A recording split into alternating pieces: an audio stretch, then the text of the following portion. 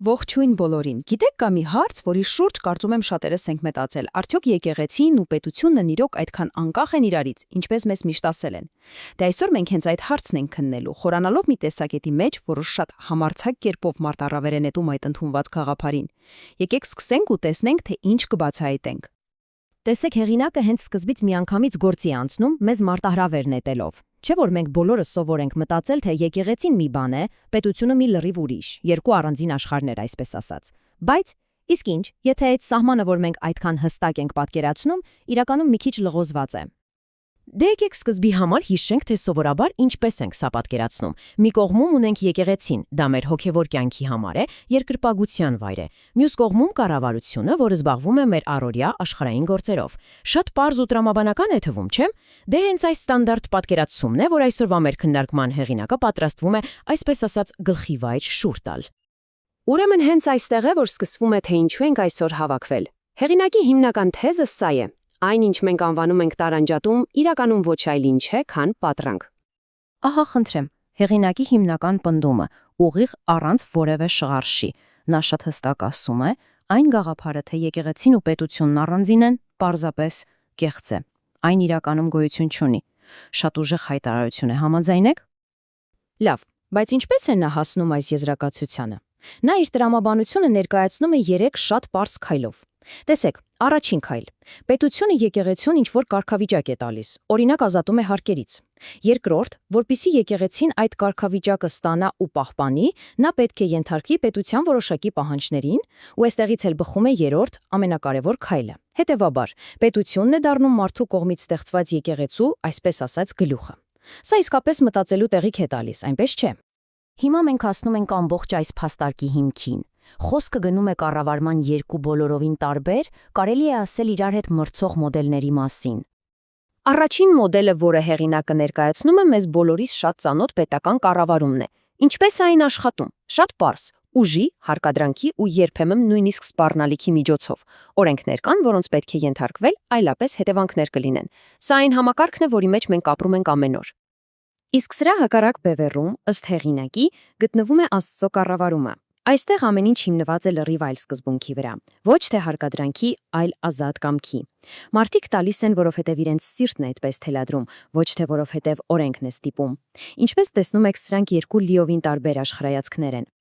Որպեսզի այս տարբերությունն ավելի լավ ցույց տա, հեղինակը մեզ տանում է դեպի մի շատ հայտնի պատմական օրինակ եւ տալիս է մի անսպասելի հարց։ Իսկ իրականում ինչպիսին էր այդ ստրկությունը Եգիպտոսում։ Այս հարցով նա փորձում է մեր ողջ պատկերացումը կառավարման մասին վերանայել։ Սա իսկապես զարմանալի դիտարկում է, չէ՞։ Հեղինակը հարցնում է, ինչ ստրուկ կարող էր իր ստրկության տարիներին ոսկի կուտակել։ Նա ասում է, որ թվում է, թե նրանք նույնիսկ ավելի լավ պայմաններում էին ապրում, քան մեզանից շատերն այսօր։ Եվ այս օրինակով նա ուզում է ասել, որ նրանց ստրկությունը թերևս ոչ այնքան ֆիզիկական շղթաների մասին էր, որքան որոշակի կառավարման համակարգի տակ գտնվելու։ Ուրեմն ամբողջ իմաստը սա է։ Հեղինակն ասում է, եթե Աստված նրանց զգուշացնում է, երբեք մի վերադարձեք դրան, ուրեմն տրամաբանական է, որ վերադառնալու հնարավորություն կար։ Այսինքն սա ընտրության հարց էր, եւ հեղինակի համար սա ուղիղ ցույց է տալիս, որ մարդու իշխանության տակ լինելը ոչ թե անխուսափելի ճակատագիր է, այլ ընտրություն։ Լավ, այս ամենը շատ հետաքրքիր է տեսականորեն, բայց ինչ է սա նշանակում անձամբ մեզ համար։ Հիմա մենք անդրադառնում ենք այն անձնական երկընտրանքին, որը ըստ հեղինակի ծառանում է յուրաքանչյուր հավատացյալի առջև։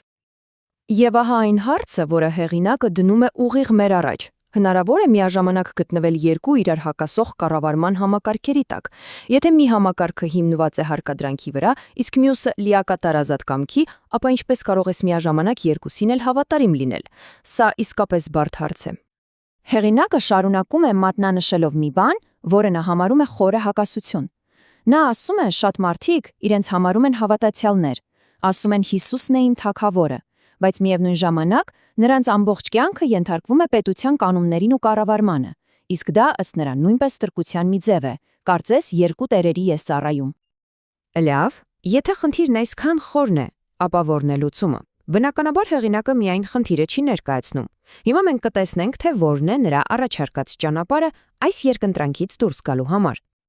Եվ այստեղ մի շատ կարևոր պարզաբանում կա։ Հեղինակը շտապում է ասել, թե ինչը սա չէ։ Սա անարխիայի, ապստամբության կամ պետության դեմատելության կոչ չէ, բնավ։ Փոխարենը նա խոսում է ճանապարհի մասին, որը հոգևոր ընթացք է, Աստծո ձայնին հնազանդվելու եւ հավատքով քայլելու մասին։ Այսպիսով, ինչ է նա կոնկրետ առաջարկում։ Լուծումը ըստ նրա կառավարումը եկեղեցու մեջ, այսպես ասած, վերաինտեգրելն է։ Այսինքն, խնդիրը կառավարման մեջ չէ, այլ նրանում, թե ով է կառավարում եւ ինչ սկզբունքներով։ Գաղափարն այն է, որ կառավարումը պետք է առաջնորդվի ոչ թե մարդկային վախերով ու հարկադրանքով, այլ աստվածային խորաթափանցությամբ։